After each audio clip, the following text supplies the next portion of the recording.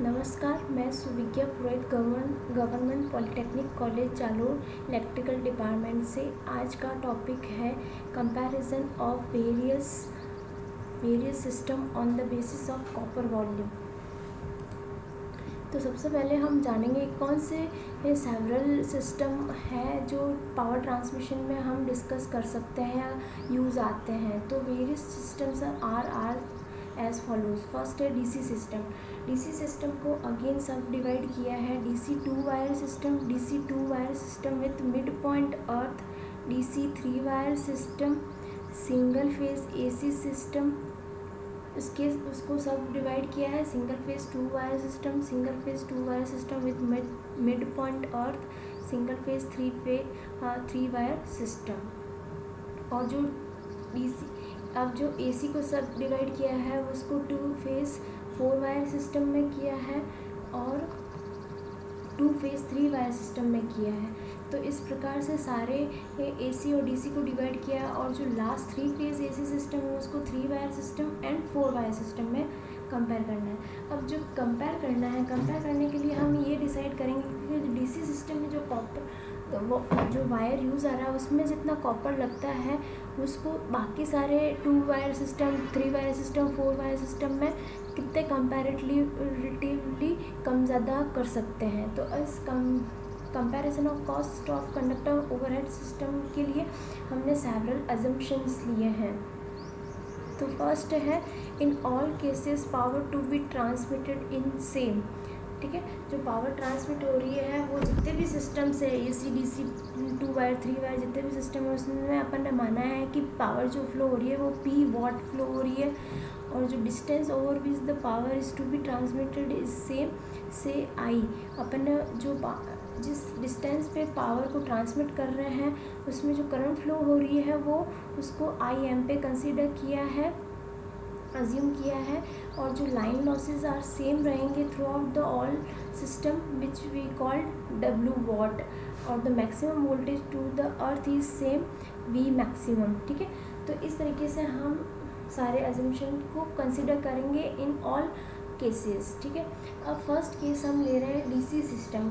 ठीक है, DC system इसलिए ले रहे हैं क्योंकि ये सबसे एक कॉमन मेथड रहेगा जिसमें हम कितना कॉपर कंडक्टर के अंदर काम में लेना है ये इससे पता चलेगा। इसी सिस्टम को हमने एक रोल मॉडल मान के सिस्टम को रोल मॉडल मान के बाकी सारे सिस्टम्स को कंपेयर करेंगे जो भी सिलेबस में है। AC 2 wire system, AC 3 wire 3 phase system, 3 phase 4 wire system जो भी है उसको कंपेयर करें। तो इसमें मैंने एक डायग्राम बनाया है। यहाँ पे एक मोटर या जनरेटर जो भी कंसिडर करना है वो हम कर सकते हैं। ठीक है, डीसी सिस्टम इसलिए डीसी जनरेटर या मोटर होगा। इसमें एक फेज़ और एक न्यूट्रल है। इस एक वायर को हमने ग्राउंड कर दिया है। तो मैक्सिमम वोल्टेज बिटवीन 2 कंडक्टर, ये जो 2 कंडक्टर हैं इनके बीच का जो मैक्सिमम वोल्टेज है वो हमने माना है वीएम वोल्ट, जो कि मैंने यहाँ पे भी बता दिया था। ठीक है, और पावर जो भी ट्रांसमिट हो रही है वो पी वॉट है जो कि मैंने यहाँ बताया था। ठीक है, जो लोड करंट फ्लो हो रही है वो I equals to P upon V. कैसे आया है, क्योंकि अपन बात करते हैं P equals to V I in case of DC system. ठीक है, तो P equals to V I होता है। इसी फॉर्मूले से हमने आई निकाल लिया जो कि क्या हो जाएगा पी डिवाइडेड बाय वी। और लाइन लॉसेज जो कि मैंने हमें बताया था डब्ल्यू वॉट होता है। तो जो भी सिस्टम होता है उसका लॉसेज क्या होता है 2I² R, है ना। डीसी 2 वायर सिस्टम में इसलिए 2 आया है और पावर लॉसेस क्या होते हैं I² R। तो 2 इंटू आई का फॉर्मूला क्या है यहाँ पे P अपॉन VM का स्क्वायर। और अपन ने कल पढ़ा था कि R equals to rho L upon A होता है। रो यहाँ पे रेजिस्टिविटी है, L यहाँ पे लेंथ है, A यहाँ पे एरिया है। तो रेजिस्टेंस क्या हो गया रो L अपॉन A। तो area cross section of conductor क्या हो जाएगा A इक्वस टू क्या हो जाएगा, यहाँ पे कुछ नहीं करना है कि ये जो चीज़ है इसको वो ओपन करना है। तो 2 into P square V M rho L upon W. ठीक है, ये कुछ नहीं किया है अपन ने, ये इसके अंदर पुट कर दिया है और क्रॉस मल्टीप्लाई करके ए का मान ज्ञात कर लिया है। तो ए का मान हमें ये पता चल गया और ये यहाँ पे क्या है क्रॉस सेक्शन एरिया, मतलब कि ये वाला ए का मान यहाँ पे ज्ञात किया है by cross multiplying this whole term. ठीक है। Volume of conductor material required is 2 equals to A1L which is equals to 4, ठीक है। वॉल्यूम क्या होता है, एरिया इंटू लेंथ, और 2 वायर सिस्टम है इसलिए 2A इंटू एल ले रहे हैं। तो A यहाँ पे ये रहा एज इट इज़ यहाँ पे आ जाएगा, उसको 2 को 2 से मल्टीप्लाई करेंगे तो 4 हो गया, rho P square L into L square हो गया divided by WVM²।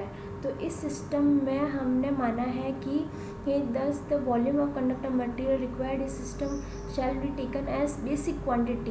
Basic quantity क्या है, अपनी ये वाली जो आपने ये ज्ञात करी है, ये वाली बेसिक क्वांटिटी कहलाएगी जिसको हमने K मान लिया। अब ये K कितना है, P रो 4P square L square rho upon WVM²। ये बेसिक क्वांटिटी को हम बाकी सारे जितने भी सिस्टम है उससे कंपेयर करेंगे। तो फर्स्ट सिलेबस में दे रखा है हमें single phase 2 wire system with 1 conductor earth. तो ये हमने सिंगल फेज AC सिस्टम लिया है, इसलिए यहाँ पे ट्रांसफार्मर का बता दिया, वाइंडिंग शो कर दी है, और यहाँ पे करंट फ्लो हो रही है। यहाँ पे दोनों कंडक्टर के बीच का मैक्सिमम वोल्टेज VM है। Peak value of voltage between conductor VM volt, RMS value of voltage between conductor VM by √2 volt, ठीक है। लोड करंट क्या हो जाएगी, I equals to P upon VM by √2, ठीक है। क्योंकि अपन ने RMS वैल्यू निकाली, RMS वैल्यू क्या होती है, पीक वैल्यू का डिवाइडेड बाय √2, तो VM बाय √2 cos phi। तो न्यूमरेटर में तो क्या हो जाएगा, √2P ये ऊपर चला जाएगा, और VM cos phi as it is denominator में रह जाएगा। तो cos phi क्या है, पावर फैक्टर है जो कि angle between voltage and current रहता है। अब लाइन लॉसेस क्या होता है, W equals to 2I²R which is equals to क्या है, 2I का मान ये है एज इट इज़ पुट कर दिया, रो L अपॉन A R का मान है, तो ये टर्म हमें ज्ञात हो गई है। तो A का मान हमें ये पता चल गया है, और volume of conductor material for 2 wire system के लिए क्या हो जाएगा, 2AL।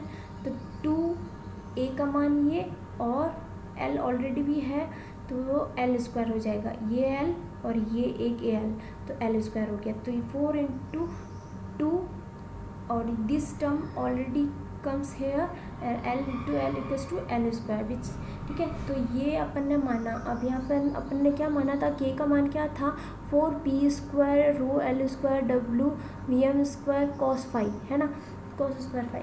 तो ये cos phi तो DC सिस्टम में नहीं था, इसमें है, तो ये क्या हो जाएगा, 2 upon cos square phi times greater रहेगा किससे, DC सिस्टम से, किसमें, AC सिस्टम के लिए। क्योंकि हम अपन ने कंपेयर किया है DC सिस्टम के अंदर जितना कॉपर और वायर यूज़ आ रहा है उससे 2 on cos square phi multiply ज़्यादा इसमें काम आ रहा है। The volume of conductor material required in this system is 2 upon cos square phi times of that required in DC 2 wire system, ठीक है। तो अब बात करते हैं AC 3 फेज 3 वायर सिस्टम की। तो हमने AC 3 वायर सिस्टम लगा दिया है, 1 2 और 3 आउटर वायर्स हैं, ठीक है, और एक को अपन ने न्यूट्रल कर दिया है, और 2 वायर के बीच न्यूट्रल और एक वायर के बीच में पीक वैल्यू कितने हैं, मैक्सिमम वोल्टेज कितना है, VM, ठीक है, और करंट I फ्लो हो रही है। तो RMS वैल्यू क्या हो जाएगी, VM बाय √2, क्योंकि peak value divided by √2। Load current क्या हो जाएगी, P upon 3 VM √2 cos phi, ठीक है। तो √2, अब क्या किया आपने, इसको शॉर्ट आउट करेंगे तो ये न्यूमरेटर में चला जाएगा, 2P upon 3 VM cos phi हो जाएगा। लाइन लॉसेस क्या हो जाएंगे, W इक्वल्स टू 3I²R, ठीक है। तो 3I का मान यहाँ से पुट कर दिया, R का मान अपन को पता है रो L अपॉन A है, और ये टर्म सॉर्ट आउट करेंगे तो हमें मिल जाएगी। तो A का मान हमें ज्ञात हो गया। वॉल्यूम ऑफ कंडक्टर मटेरियल क्या हो जाएगा, 3 फेज सिस्टम है इसलिए 3 इंटू A इंटू L, तो 3 इंटू दिस वैल्यू, ठीक है। तो ये सारी वैल्यू यहाँ पे मल्टीप्लाई करेंगे तो क्या हो जाएगा, 3 से 3 कैंसिल आउट हो गया, ये 3 डिनोमिनेटर में है, ये न्यूमरेटर में है, कट कैंसिल हो जाएगा, और ये टर्म बच गई एज इट इज़ डिवाइडेड। तो कितना हो गया ये, अगर इसको कंपेयर करेंगे तो 0.5K divided by cos square phi। तो 0.5 divided by cos square phi terms ज़्यादा यूज़ आएगी इस सिस्टम के अंदर, किस पे, 2 वायर किसमें है ये, थ्री फेस AC सिस्टम के अंदर, ठीक है। इस तरीके से इसको कंपेयर किया है अपन ने। अब बात करते हैं 3 फेस 4 वायर सिस्टम। बाकी सारा सिस्टम ये वाला और ये वाला एज इट इज़ है, बस अपन ने क्या किया है, इसमें आउट न्यूट्रल वायर को बाहर की तरफ ले लिया है। तो इसमें बाकी ए का मान भी सेम एज इट इज़ रहेगा, बस इसमें ये रहेगा कि 1 2 3 जो आउटर वायर ले रहे हैं इसका cross sectional area plus half of this neutral wire of cross sectional area. तो क्या हो जाएगा 3.5, 3 तो 1 2 3, तो आउटर वायर के 3 1 2 3 cross sectional area and half of this neutral wire of cross sectional area. तो 3.5 AL करेंगे, बाकी सारा सिस्टम एज इट इज़ रहेगा। तो W का मान जो हमने यहाँ पे निकाला है, ये वाला, ये जो निकाला है एज इट इज़ वो यहाँ पे आ गया, और A का मान भी एज इट इज़ आ गया, ठीक है। फिर 3.5 AL, तो 3.5 A का मान ये रहा और L ये रहा। तो ये 7P rho P square L square square divided by 3 cos square 5 EM square W। तो ये इसमें कितना अधिक आ रहा है, 0.583 divided by cos square 5K। This value of K क्या है अपना, सबको पता है, 2P square rho L square divided by W V square. तो ये टर्म इसमें ज़्यादा है, कौन सी है, 0.583 divided by cos square 5 terms ज़्यादा कॉपर लग रहा है इस किसमें, 3 फेस 4 वायर सिस्टम में। किससे कंपेयर कर रहे हैं, DC सिस्टम से, 2 वायर सिस्टम से। तो इस तरीके से हम सारे सिस्टम को कंपेयर करेंगे और बेसिक वैल्यू को बाकी सारे सिस्टम के क्वांटिटी से कंपेयर करेंगे, ठीक है। Thank you.